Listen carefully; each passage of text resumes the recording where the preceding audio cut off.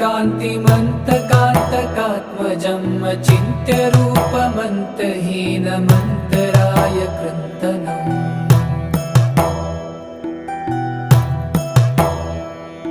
हृदन्तरे निरन्तरं वसन्तमेव योगिनां तमेकदन्तमेव तं विचिन्तयामि सन्ततम्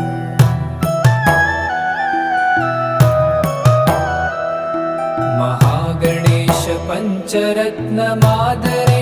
योऽन्वहं प्रजल्पति प्रभातके हृदि स्मरन् गणेश्वरम्